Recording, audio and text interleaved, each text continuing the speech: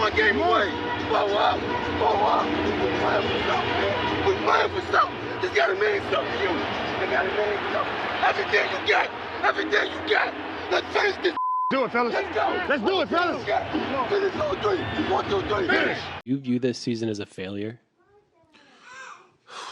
Oh my God. Okay, because I'm not that up. You asked me the same question last year, Eric. Okay. Do you get the promotion every year on your job? No, right? So every year you work is a failure. Yes or no? No. Every year you work towards something, towards a goal, right? Which is to get a promotion, to be able to take care of your family, to be able, I don't know, provide the house for them or take care of your parents. You work towards a goal. It's not a failure. It's steps to success. You ready to make history? Come on now. Yeah. You know, there's these two words. And when I say them, people get goosebumps because they know what happens next. So without further ado, free smoke. Look, scared cause I'm drowning in silence with bad thoughts. These days I don't have nothing to say, man, the bag talks. I put in headphones on my driver. Pull up to the spot and give a good dick and Godiva. I can't lie, I'm uninspired.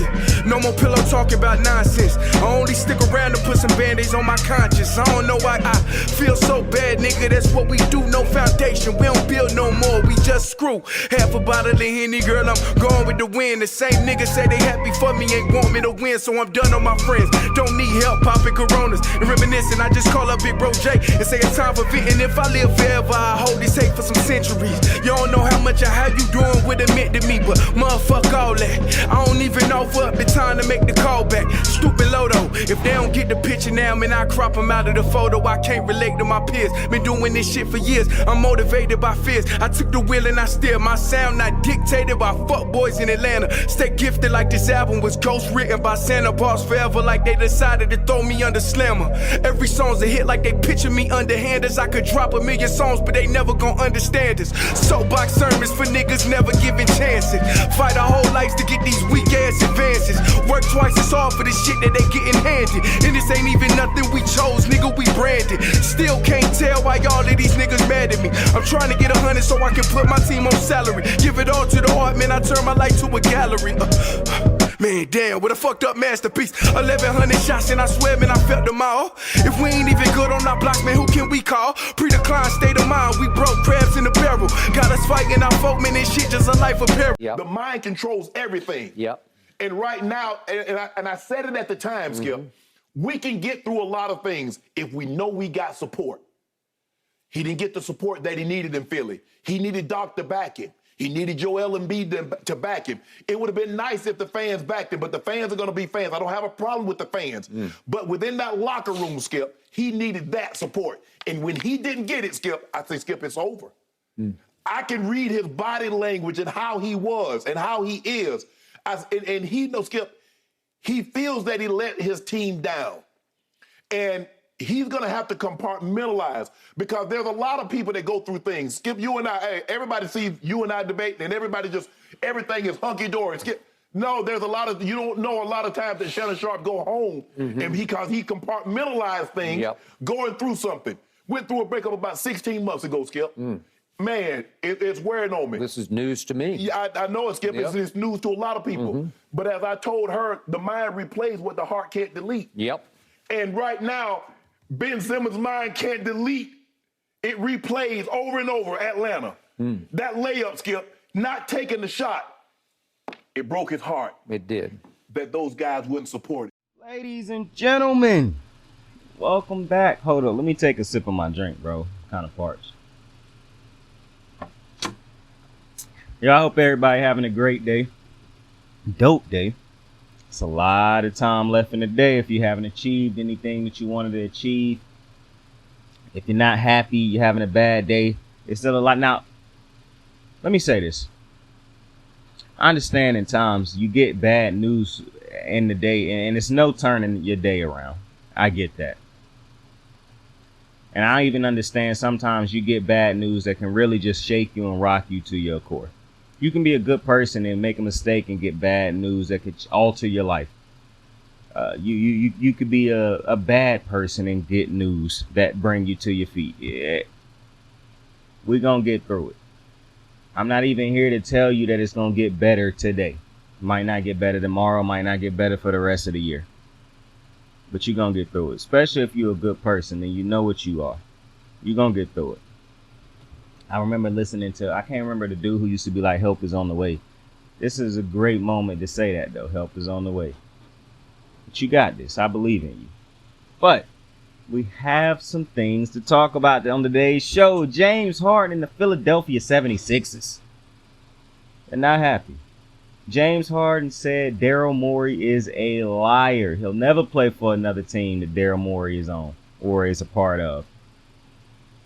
Harden's not happy. Now, it's not a surprise. It's not a shocker. It's not new news unless you don't follow sports. That James Harden, opted out of that contract last year and signed that contract that he did, which basically sacrificed. He gave up about $16 million. I would have never done what James Harden did, but, fans love to yell, take one for the team, be a team player, as if they gonna make up that $16 million that you just lost. Nonetheless, James Harden decided to do that.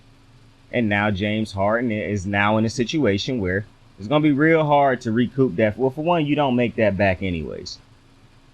All right. You don't make that back. You can make another 15 mil, but you don't make that back. You lost that. That's gone. Now, James Harden is in a great situation where he can continue to make a lot of money to where it can offset that. However, at this current moment, James ain't happy. He's not happy. I don't really too much blame him. But I don't blame Daryl Morey either. Let's talk about it. So, James Harden, he won a max contract. When the Philadelphia 76ers and James Harden couldn't come to an agreement on that contract in the offseason, which I'm pretty sure James Harden was promised by Daryl Morey after he took a pay cut last year, in order for them to bring in PJ Tucker and more pieces to help compete for a championship. James Harden can no longer, a promise, a handshake agreement between men that was made, it's not being fulfilled. He feel betrayed. He feel hurt. He feel lied to. I get it. In his mind, it don't matter how good or bad I played last year. I took a pay cut to give us a chance to do X, Y, and Z. I upheld my end of the bargain by taking said pay cut. You said you would reimburse me. You would take care of me. And you're not doing that. So trade me. Of course, reports came out that Daryl Morey and the Sixers ain't trading James Harden. They have no interest in trading him right now. And not only that, they expect him in for the training camp, at the start of training camp, which is what led to James Harden calling Daryl Morey a liar. Might as well have just called him a bitch. But listen, I'm just going off of Harden's words, and how he was feeling in that situation. You know what I'm saying? But it's a very complex situation, because this is one of those situations that come into where you ask, do you feel as though, regardless of how James Harden played, he was still owed that money back if it was an off-book handshake agreement? You might fall into that category of, regardless of how he played, if you made this man a promise, you should keep it. Or maybe you fall into the category of, well, listen, he made you a promise, but you didn't really uphold your end of this bargain because you didn't play great. Maybe you fall into that category. Or maybe you're one of those people who fall into the category, oh, they rich, these rich people problems, I don't care. Into which case, I don't know why you would ever have clicked on this video. However, I fall a little bit into that category of the second one, I think. Because while I truly do understand James. See, the hardest thing in life is self-accountability. It's so hard for us as human beings to be accountable for our actions, for one way or another. Maybe you somebody who used to be accountable, but being accountable didn't turn into nothing for you. You just constantly was still getting the worst end of the stick. So now maybe you don't take responsibility now. Maybe you somebody who just never took responsibility for one's actions to begin with. Regardless of whatever the case may be, humans don't normally love to take accountability for when things go wrong, especially if they play some type of hand in it. Things don't even have to go wrong. things just don't have to go to plan. And humans have a hard time taking responsibility for that.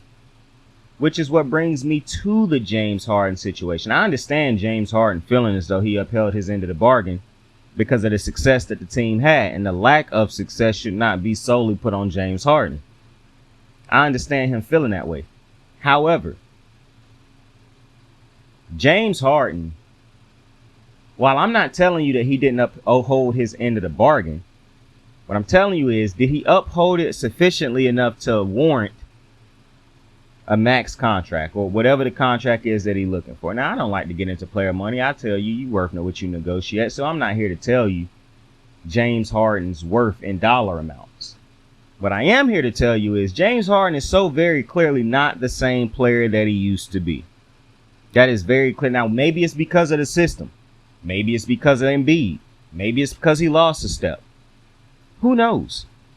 But what I do know is he's not that same Houston Rockets James Harden. He haven't been that since he left Houston, in my opinion. The 76ers, at the end of the day, still have to operate like a business. They are a basketball team, but they are still a business, a multi-billion-dollar corporation. And while most teams you can't tell are trying to put a winning product on the floor, that is exactly what the Philadelphia 76ers have to try to do, especially when you have a Joel Embiid. Giving James Harden a max contract when James Harden is so very clearly not the same player would make no sense. And for James Harden, he would have to understand, we didn't win my first year here or my second year here. I'm not 22 years old. The older I get, the better the chances do not get. That's not how that works. The older I get, the worse the less our chance of winning the championship becomes.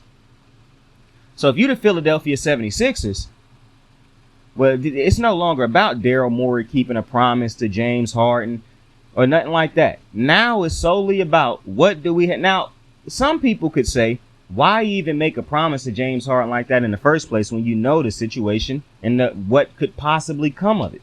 It's why you shouldn't make promises like that. I saw Joy Taylor say she don't make promises with people because they might not uphold their end of the bargain. And I get that. But I just don't like making promises with people because you just never know. Life happens. At the end of the day, I done went so far in a way out of my way to uphold promises that in the midst of doing it, I was like, bro, I really don't feel like going through all what I'm going through to uphold this promise. But because I want to be a man of my word and my word mean everything to me, I am going to uphold this promise come hell or high water. And afterwards, while I hate everything I went through, it do give you a sense of I could keep but in situations, it's just certain times where it don't matter what I do. I just cannot keep that promise for whatever reason. That's why it's not real. Promises should not be held by just, you got to keep this promise. It should be intent. If I intend to keep this promise, if I've done everything in my power to truly keep this promise, when I can't come through on it because of life, you shouldn't hate me for it. You shouldn't be mad at me for it. So I get that. However, it's still a business. It's still a business. So while I understand the people who say, hey man, your word is your bond, you still made a promise to this man at the end of the day, yada, yada, yada. It don't matter about, the things that happened after. To you, I would say that is a great way of thinking in the outside world. But in the corporate world, that's just not how this thing goes. Daryl Morey, it's out of his control at a certain point in time, for one. If the owner don't sign off on giving James Harden a max contract, it don't matter what Daryl Morey want to give James Harden. It's not going to happen. Also, this ain't one of them situations where James Harden is a legendary Sixer, so they feel obligated to pay him on the way out like the Lakers did for Kobe. Now, it's very interesting that the 76ers is in this situation. It feels like they right back in the same situation they was in a couple years ago with Ben Simmons. And this is just, to me, showing you the difference between a great organization, a good organization, An organization that's good sometimes, bad sometimes, but you really don't know because they up in the air at times. The 76ers fall into that third category. Now, you do have some organizations just bad organizations. Maybe you think the Washington Commanders is, but a bad organization, in my opinion, ain't just like it's the organization, the team, the coaches, the owner, the fan base, the city. It's a lot of things that go into making, in my opinion, a truly bad organization. I don't think Philly is a bad organization. They got a great fan base. They got a great building. They got great ownership for the most part. But the mismanagement of this team over the last couple years has continuously come back to bite this team in the ass. It just is what it is. From how you talked about Ben Simmons after that playoff loss, to how you managed the team coaching wise before those playoff losses when you had a good enough team and you just didn't have the right coach, from letting Jimmy Butler walk and bringing back Tobias Harris, from having coaches who haven't been able to get everything out of these guys at the same time, from the system flaws, from the player fit flaws, from Joel Embiid not always being healthy, from Joel Embiid not always being in shape. It's so many different things that have gone on with this 76ers organization that it just, from hiring Elton Brand to be big time in the front office, but then hiring Daryl Morey to supersede him. Like, in my opinion, it's so many things that the Philadelphia 76ers have done to put themselves in the position that they are in right now, to where they just keep praying every year that Joel Embiid take the next step to win a championship. But Joel Embiid done won you an MVP. James Harden and him, in my opinion, have reached their rope. You have all the talent in the world around them. At some point in time, Philly going to realize neither Joel nor James Harden can be a number one. Jimmy could have been a number one. And it would have been beautiful having Jimmy be your number one and Joel Embiid playing off of him, simply because Jimmy would have loved to pass the ball, but Jimmy would have been the leader of the team. He done carried less than talent to a finals, and you let him go for Tobias Harris. That is a organizational mistake. Organizational mistake. That can't happen. That's bad judgment. That's bad, scouting. That's just bad all the way around. To allow a superstar in Jimmy Butler to walk in order to retain Tobias Harris. And the 76ers will eventually become on the clock. They will eventually be on the clock, because when you have a superstar level player, now, I don't think everybody is a superstar. I think Joel Embiid is a star. When you have one of those stars on your team, you on a time frame, bro. They want to win. Now, you do have those stars who are really borderline stars, really all stars, that they're gonna stay with you for as long as that paycheck keep coming through. They're gonna really have to grow tired of losing to truly want to make a change. However, a lot of these stars, they're not sitting around wasting multiple years of their career losing. They want to win. And so at some point in time, Joel Embiid, while I do not believe is the greatest leader in the world, I don't even think Joel Embiid is a good leader. And I don't think that a championship team that Joel Embiid played for can have him as their leader. However, at some point in time, Joel Embiid is going to get tired of this game, regardless of if he caused it or if he play a part in it, if he don't help solve these problems or not. Eventually, he gonna be tired. The Ben Simmons, the James Harden, Jimmy Butler. This is what happened with Kevin Durant when he left OKC. I'm losing James Harden. I lost Serge Ibaka. I'm losing Thiago Cephalon. I'm losing good player after good player. I can't win with the team that's left here. It's no point in me sacrificing the next 6-7 years of my career just to become richer with no true opportunity to win. When my real opportunity is trusting you, and what you've shown me is that I can't trust you. That's what Joel Embiid will become eventually. It happened to them all, unless you Steph Curry. Giannis Antetokounmpo, at some point in time, loyalty run out. You keep telling me about loyalty. I keep telling you about results. That's all that matters for Giannis Antetokounmpo. for a Joel Embiid, for Kevin Durant, for James Harden, for a Kawhi Leonard, for Paul George, for LeBron James, for Steph Curry. They want to win.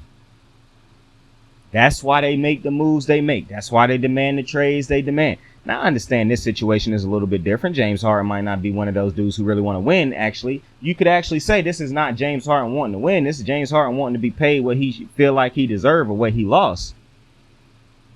But like I said, it's a business at the end of the day. If I'm the Philadelphia 76ers, with all the things that's going on in this organization, I understand it's hard to say goodbye to Jimmy one year, then say goodbye to Ben Simmons the next, and now you probably will be saying bye to James Harden. But it's, at the end of the day, it's something that you're going to have to do. And to be quite frank with you, Joel Embiid could only be mad at one move, and that's losing Jimmy Butler. That's it.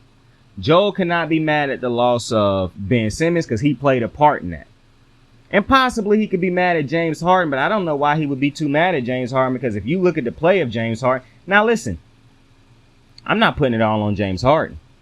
I don't understand why the Philadelphia 76ers have not forced Joel Embiid to go get into shape. You keep telling me he in shape, and I keep telling you he just bigger than everybody else. Joel Embiid don't got the post game that a Nikola Jokic got. He is nowhere near as skilled in the post as a Nikola Jokic. But could you imagine if he were? Could you imagine if he wasn't gassed at the end of every single game in the third quarter late in a whole fourth quarter? Just gassed. The only time you get big play out of him is if he already going off. Not to mention all the jump shots. You're a big man who gassed, but you keep shooting fadeaway jump shots. You pull up jump shots like you Steph or something. You don't even use your height. You eliminate your height. That's why Al Horford was had such a comfortable time guarding you, because he know the game plan. You're going to take fadeaways and ridiculous shots like that.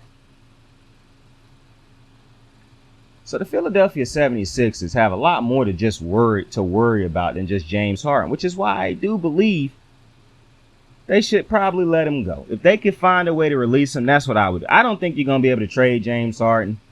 Nobody, I don't know what you could trade him for. And to be honest with you, I struggle to even see a fit for James Harden on another team with stars. Because if you don't like playing the way you play with Joel Embiid, the rumors is that he want to play with the Clippers. You're going to want to play with Russ, Kawhi, and Paul George. How you going to fit in with that? You already didn't like playing with Kyrie in the KD situation. So, I mean, I just don't know. I mean, what does James Harden want at this point? The money is pissing him off. The teammates pissing him off. Like, I just don't understand where you go if you the Philadelphia 76ers with James Harden. In my opinion, your focus should now be Tyrese Maxey. Developing him, getting him to the point where he can be the second best player for Joel Embiid. Because to be completely honest with you, worst case scenario, Joel Embiid end up leaving, but Tyrese Maxey become a a perennial all-star level player. That'll be, and then maybe you could trade Joel Embiid to bring somebody else over to help Tyrese. But I do believe that the line is coming to, it's becoming a real short leash left to deal with James Harden. And listen, I could sit here and tell you that the Philadelphia 76ers play a part in this, Harden play a part in this. It don't matter. At the end of the day, you got to put a team on the floor that Joel Embiid is going to want to, because that's the thing. I understand sitting around and trying to, solve this with James Harden, but my motto if you listen to the show. Once a player show you he don't want to play for your team and tell you, let them go. Because you do more harm to the team and the players that's there, forcing them to have to go into the locker room, forcing them to have to still be teammates with a guy who so very clearly don't want to be there. DeMarcus Cousins and John Wall didn't have to go sour in that Rocket situation, but they did because they was forced to have to suit up with a dude who didn't want to be there. So if I'm the Philadelphia 76ers, I done seen what James Harden will do when he don't want to play for a situation. I've seen what James Harden can do when he not content and not happy. And basically, screw all that. I see what James Harden is now, and I know I'm on the clock when it comes to possibly losing Joel Embiid. So I have to do what's best in the interest of my team, understanding James Harden is not going to start the season. That's one of my problems with teams. Once a player lets you know he don't want to be there, your focus should then switch to, how do I now replace him? Or how do I now put a competitive team on this floor next year without him? Harden should no longer be in the game plan. You should be moving on from that. You should now be trying to figure out how we going to keep Joe. Because eventually the money is not going to be what keeps players in a location. They have to understand that. The money won't keep them there forever. They have to know that. And so eventually they'll sign that max deal and request a trade. But we'll see. We'll see what happens. Philadelphia is on the clock, man. They have to tighten up this organization. They got to take control back of the organization. I don't agree with firing Doc Rivers, especially when you... Bro, if Joel Embiid liked Doc, but Harden didn't, and Harden probably won't be on the team, why would you fire Doc Rivers? Doc Rivers, the first head coach to get Joel Embiid to an MVP, and you fire him. That makes no sense. Read the room. I understand you want a head coach to be great, but a head coach can't be God for a team. At some point in time, it cannot just be on Doc Rivers putting everybody in the right position. We do this shit for 80 plus games a season. At some point in time, it's on the players. So, you know, I'm very interested to see what happened going forward with the Houston Rockets, with the Philadelphia 76ers. I don't expect James Harden to be on the team. It would be in the best interest for him not to be on the team. If you Philly, move forward, bro. You got a great fan base. You got a great player. You got a great young player. Fuck James Harden. Let's keep it going. What is James? And I don't mean that in like, you know, in a hurt. I hear you. Well, how else could you mean it? I mean it in the sense of your mindset should no longer be on making Harden happy. It should be on, listen, we've done the agreement between both sides. A contract is trash. That's much like a promise to me. That shit don't last until that shit is good until it's no longer good. If it's a 5-year deal and the player ready to go after the 3rd year, whatever you done for me in those first 3 years, I appreciate you for it. Let's get on with the moving process. That's where that contract ends. Fuck them extra 2 years. The contract was actually a 3-year deal at the end of the day. That's how you have to view this. The best companies don't wallow in their defeat. They find ways to get to the next win. They find ways to move to their next win. And then, you know, hearing myself say this, it's a lesson in life. Don't wallow in your defeat. Don't just quit. Everybody go through shit. Everybody go through hardship. You have to figure out how to get to that next W, to the next point that gets you to that next W. That's where Philly is at right now. How do I get to the next W with Joel Embiid, Tyrese Maxey, Tobias Harris, and all these? Now, I do believe they could end up getting rid of Tobias and James Harden, which I believe is something they should do. But who knows? At the end of the day, though, the organizations, I would honestly fire Daryl Morey, get rid of Harden, and trade away Tobias Harris. I don't know if you could trade Tobias because that's a hell of a contract. I don't think you can trade Harden at all. But these are two players whose value is no longer the same. However, there is still a lot of value in both players in the right situation. Daryl Morey, to me, as a matter of fact, don't even fire Daryl Morey because he did a lot to help James Harden in Houston. So I'm not even going to let this situation sour me on Daryl Morey to an extent. However, you got to get this under control if you Philadelphia. I don't know why Elton Brand wasn't allowed to continue to be the head of everything, but nonetheless, maybe he still is. This, to me, should be an opportunity for the Philadelphia 76ers to sit back and tell themselves, we can't have a miscommunication between the player and the coach after a game anymore to where a player feel like all the blame was put on him. We can't have our best player on the team saying players need to play better all the time. Or we can't have him publicly throwing guys under the bus like Ben Roethlisberger. We can't have that. We cannot have players who want the money but don't want to put in the actual work that's required for us to be great. We can't keep paying guys to get us to the 3rd round. Now, if guys actually busting their ass, that's one thing. But Harden didn't score in 3 different fourth quarters in the playoffs. I can't give you a max contract after that. It's expectations that come along with this money. Make people have to at least come close to those expectations. So this right now should be a moment to take back your franchise, to get everything under control, to get the message out. We are a great franchise. We will do everything we can to win. But moves have to be made. Maybe an under the table deal was made with James Harden. Doesn't matter. We are moving forward with what we have. We will try to find the best way to compensate or to capitulate to James Harden's demands. And that's another thing. Bro, you're $1 billion organization. Stop being offended by a player demanding to be traded. It's like when cops get aggravated by somebody saying something to them. Bro, you're supposed to be the expectations that y'all put on players. Those are the actual expectations that you're supposed to hold law enforcement to. Law enforcement is supposed to be the ones that turn the other cheek. Law enforcement are supposed to be the ones that protect and serve no matter the circumstances. Nowadays, we expect that out of our athletes, but not out of law enforcement. We expect that out of each other, but not out of law enforcement.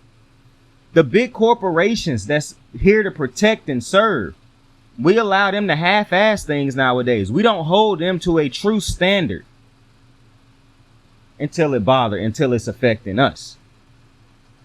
But we hold these other teams and organizations to higher standards. So, I'm not going to get on here and preach to you about that, but that's just my thoughts on it. But listen, if I'm the Philadelphia 76ers, all of the stuff I said to take back your organization, that's what you have to start doing now. The James Harden bridge has been burned. We over it. We passed it. It's time to move on. And make sure that we put a team together that can help Joel Embiid and Tyrese Maxey and the other men that suit up for this team and the other men who come to work for this team. Let's make sure they have an opportunity to go have a chance to be the best version of themselves they can be this year. And that's my thoughts on it. With that being said, I appreciate y'all for joining me on another episode of Kicking It with Saint. Tell somebody you fuck with them. Tell somebody you love them. You can be anything in the world. Choose to be kind to somebody today. I would appreciate it if you like, subscribe, and share it. I really do. Chase to 20 subscribers. I appreciate you. Tell somebody you love them today, man. Saint out. I got the moves like hot sauce. Lil' mama taking the top off. I'm laying down getting topped off. After this, she know she getting knocked off. I know she loving the money, so I keep on thumbing and thumbing. She say she horny when she taking shots, so I keep them coming and coming. Now I'm putting dick in her tummy. Scoop her up like I'm raking her something. You would think shawty red track, the way that she running and running. You getting dumber and dumber. You out here chasing the bone. After she finished from giving me dome, the Uber is taking her home. Tight.